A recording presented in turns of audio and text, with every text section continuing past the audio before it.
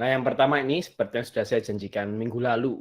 Jadi minggu lalu kita membahas Yakub yang bergulat dengan malaikat Allah dilihat dari konteksnya saat itu.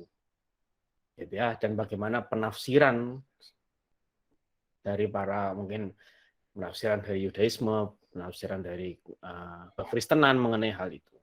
Nah, malam hari ini saya akan sampaikan penafsiran Yakub bergerak dengan malaikat Allah dari sudut pandang kacamata Perjanjian Baru.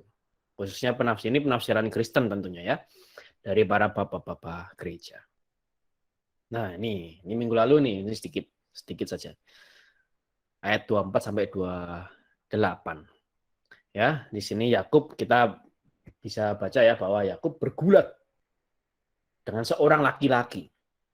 Dan seorang laki-laki ini memukul sendi pangkal paha Yakub karena tidak bisa mengalahkan. Bahkan Yakub berhasil menahan seorang laki-laki ini. Dan ketika fajar menyingsing, lalu karena ya sudah seorang laki-laki ini mengalah, maka seorang laki-laki ini memberkati Yakub.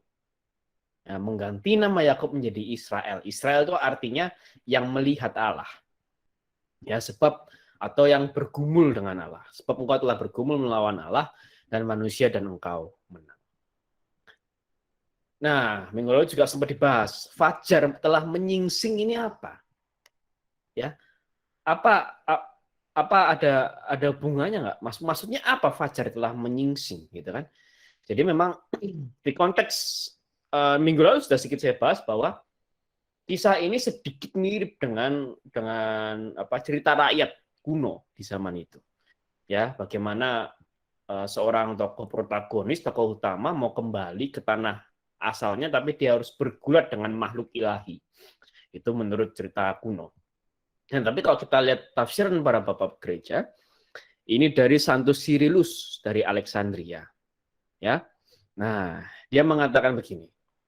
Bahwa fajar telah menyingsing ini menggambarkan apa? Menggambarkan ini. Tidak ada pergulatan bagi mereka yang sudah hidup dalam terang. Yang telah dibawa ke kemegahan. Gitu ya. Dan ketika terang keadilan yaitu Yesus Kristus. Jadi ini menggambarkan fajar yang telah menyingsing itu figur orang yang sudah hidup kekal, bahagia kekal. Gitu ya, menerima terang yang kekal, yaitu Yesus. Maka kalau kita sudah hidup kekal, menerima terang yang kekal, ya kita tidak ada pergulatan. Kita tidak ada pergumulan lagi. Karena kita sudah di surga. Nah, itu yang pertama. Nah, lalu bergulat dengan malaikat Allah ini maksudnya apa? Figur apa? Ini Santo Agustinus dari Hippo menjelaskan begini. Nah, ini malaikat ya, gitu kan. Kemarin kan kita bahas banyak hal itu, ya kan? Apakah mungkin Allah atau mungkin makhluk ilahi, tapi para bapak-bapak gereja mayoritas mengatakan bahwa ini malaikat. Nah, malaikat musuhnya Yakub ini adalah figur Kristus. Digambarkan begitu. Ya, musuhnya Yakub adalah figur Kristus. Dan Yakub yang berhasil menang atas malaikat ini itu figur orang Yahudi. Gitu ya, yang tampaknya menang atas Kristus, tampaknya berhasil menyalibkan Kristus. Gitu ya. Itu. Jadi ya Yakub itu figur orang Yahudi. Nah, di sini kita lihat, nah sekarang Israel berarti melihat Tuhan, tadi yang saya katakan. Israel itu artinya melihat, salah satu artinya adalah melihat Tuhan. Dan penglihatan tentang Tuhan akan menjadi upah bagi semua orang kudus di akhir dunia. Nah, dan ini digambarkan begini. Jadi sosok Yakub ini ada dua hal. Sebagai orang Yahudi ada dua sosok, dua figur. Figur yang pertama itu Yakub yang diberkati dan Yakub yang lumpuh. Memang iya kan, Yakub itu lumpuh dan diberkati di saat yang sama. Nah, Yakub yang diberkati itu menggambarkan orang-orang Israel atau orang-orang Yahudi yang percaya pada Kristus. Yakub yang lumpuh itu menggambarkan orang-orang Yahudi yang tidak percaya kepada Kristus. Dan ini kira-kira mirip dengan pernyataan Santo Caesarius dari Arles. Nah, ini meninggal, Santo Agustinus meninggal tahun 430.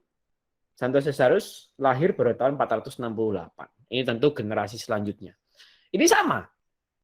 Mirip dengan tafsiran dari Santo Agustinus. Ya, Yakub menggambarkan orang Yahudi, Malaikat menggambarkan Tuhan dan juru selamat kita, yaitu Yesus Kristus. Gitu ya. Nah, tapi di sini gambarkan begini. Jadi kaki yang dipukul oleh malaikat itu cuma satu kaki. Satu kaki pincang, satu kaki nggak pincang. Nah, satu kaki pincang Yakub ini menggambarkan orang Yahudi yang tidak percaya kepada Kristus. Dan satu kaki yang tidak pincang itu menggambarkan mereka orang Yahudi yang percaya kepada Kristus. Dan ini sama ya, Yakub yang menang atas malaikat itu menggambarkan orang Yahudi yang berhasil, seakan-akan berhasil menganiaya Kristus. Gitu ya. Dan Yakub yang meminta berkat menggambarkan orang-orang Yahudi yang percaya kepada Kristus. Dan di sini Fajar menyingsing ini menggambarkan apa? Kebangkitan Kristus. Kebangkitan Tuhan. Gitu ya, karena seperti Kristus yang telah bangkit sebelum fajar. Nah, itu kita kalau melihat dari sudut pandang Perjanjian Baru, khususnya penggenapannya dalam Perjanjian Baru. Maka di sini kita belajar beberapa hal. Yaitu pertama, fajar melambangkan pergulatan yang berhenti ketika kita telah hidup dalam terang, itu menurut Santo Cyrilius dari Alexandria, dan menggambarkan kebangkitan Kristus, itu menurut Santo Caesarius dari Arles. Dan Yakub di sini adalah figur orang Yahudi, malaikat figur Kristus. Kaki Yakub yang lumpuh melambangkan orang Yahudi yang tidak percaya kepada Tuhan Yesus. Jadi kalau saat ini kita masih belum percaya bahwa Yesus adalah Tuhan, gitu ya, maka artinya ada kelumpuhan dalam hidup kita, gitu ya. Dan kalau mereka yang Yakub yang tidak lumpuh, kaki Yakub yang tidak lumpuh melambangkan orang yang terberkati dan yang percaya Yesus Tuhan. Ini menurut Santo Agustinus dari Hippo dan menurut Santo Caesarius dari Arles. Nah, itu sedikit menyinggung mengenai minggu lalu, ya, ini sesuai dengan janji saya. Nah, kita masuk ke pembahasan berikut malam hari ini. Pertama apa? Pertama saya mau bahas tentang sujud. Ini menarik, ini sangat menarik. Ya. Ayat 3, 6 dan 7. Yakub sujud ke tanah sampai 7 kali. Hingga ia sampai dekat kakaknya. Dan ini diikuti oleh semua budak-budak perempuan dan istri-istrinya. Diikuti oleh anak-anaknya juga. Sujud sampai ke tanah. Ya. Nah, sujud ini apa? Ini kita kalau orang Indonesia kita akan mudah sekali kita memaknai sujud ini. Karena kira-kira ini kebudayaan timur sebenarnya. Sujud 7 kali diketahui dalam surat Armana, ini penemuan arkeologi di abad ke-13 sebelum Masehi, tahun 1300-an sebelum Masehi. Ini bentuk penghormatan yang ekstrim. Nah, kita orang Indonesia kita sangat mengenal ini tentu. Gitu ya. Bahkan orang barat lebih tidak mengenal ini sebenarnya daripada kita orang timur. Apalagi kita orang Jawa. Orang Jawa sangat mengenal ini tentang sujud ini. Bagi orang Jawa yang tulen banget gitu ya, orang Jawa totok gitu ya. Kaki itu melambangkan seluruh tubuh.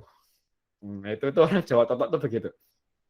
Jadi dia nggak berani lihat muka, apalagi kalau mereka yang statusnya di bawah gitu ya. Nggak berani lihat muka, tapi mereka cuma berani lihat kaki. Karena kaki itu melambangkan seluruh tubuh. Jadi sujud terus lihat kaki terus. Apalagi kalau ngomong nggih Bu, mantuk terus. Gitu ya. Nah, apalagi abdi dalam yang di dalam keraton itu, wah itu ketemu sultan itu nggak dalam kondisi berdiri, gitu. Masih mending orang China, kalau kita tahu dinasti China ketemu sama rajanya itu masih dalam kondisi berdiri. Ini kalau abdi dalam ketemu sama sultan itu nggak kondisi berdiri tuh, itu berlutut tuh sujud, gitu. Nah, ini tentu kita sangat mudah memahami ini sebagai orang Indonesia. Nah, ini menarik sekali nih dari Haydock Catholic Bible Commentary. Sama, 7 kali itu menunjukkan kerendahan hati dan rasa hormatnya yang besar. Lalu dia bilang begini, lalu bagaimana seorang dapat menemukan kesalahan pada umat Katolik jika mereka sujud di depan salib 3 kali pada hari Jumat Agung untuk bersaksi tentang penghormatan besar mereka bagi Tuhan mereka yang akan wafat? Jadi apologetik dari Haydock, dia bilang begini. Ini sama mirip dengan kita orang Katolik, kira-kira begitu. Seperti Yakub yang menghormati Esau, begitu juga kita orang Katolik menghormati Kristus. Gitu. Maka dalam Didache Bible itu begini.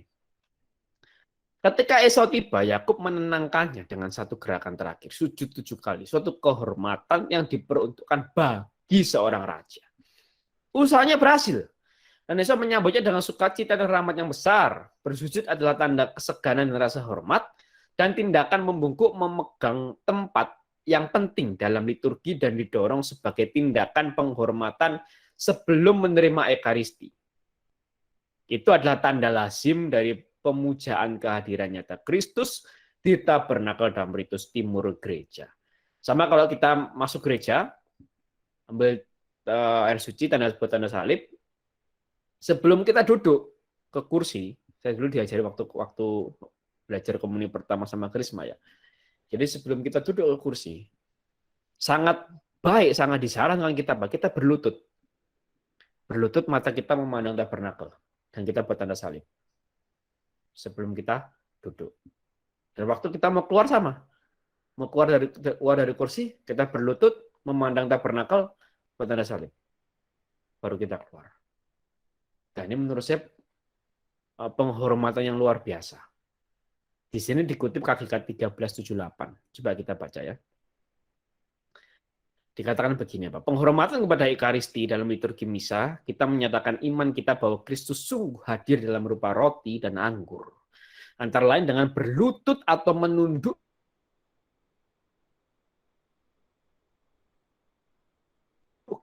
di tanda penyembahan. Ya, Mbak. Orang Katolik berlutut.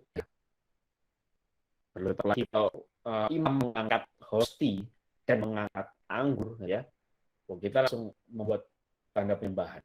Ini luar biasa. Ini luar biasa. Gitu ya.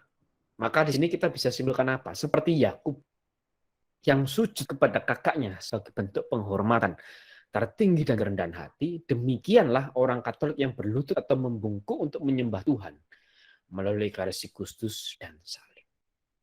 Dan sayangnya ini jarang ditemui di gereja modern. Tapi ini masih sangat banyak ditemui di gereja tradisional. Gereja Katolik, gereja Ortodoks itu banyak. Maka waktu mengucapkan doa kemuliaan kepada Bapa dan Putra Roh Kudus, kita disarankan menunduk seperti pada permulaan, sekarang selalu, dan sepanjang segala abad. Kalau orang gereja Ortodoks buat tanda salib, kemuliaan kepada Bapa dan Putra Roh Kudus seperti pada permulaan, sepanjang segala abad. Kemuliaan kepada Bapa dan Putra Roh Kudus sepanjang segala abad. Kira-kira begitu. Ini ya sayangnya itu. Ini jarang ditemukan di gereja modern. Jarang ditemukan. Gereja modern lebih penyembahan dalam berdiri, angkat tangan. Itu gereja modern. Tapi gereja tradisional seperti gereja Katolik, gereja Ortodoks, dan mungkin gereja Lutheran, mungkin ya, saya kurang tahu, itu masih berlutut, membungkuk. Bahkan bagi seorang calon imam yang akan ditahbiskan menjadi imam, mereka bahkan tertelungkup sampai mukanya menyentuh tanah. Nah, tapi beberapa aliran gereja modern mulai mengikuti ini. Saya lihat beberapa gereja modern mulai mengikuti ini, mulai mengembalikan lagi untuk membungkuk, mulai mengembalikan lagi untuk berlutut, mulai mengembalikan lagi untuk merebahkan diri. Itu mulai. Puji Tuhan. Ya. Jadi wajar kalau kita dalam Ekaristi, dalam doa kita berlutut, bersujud. Itu sangat wajar dan itu bentuk penghormatan kita. Nah, itu yang pertama mengenai sujud.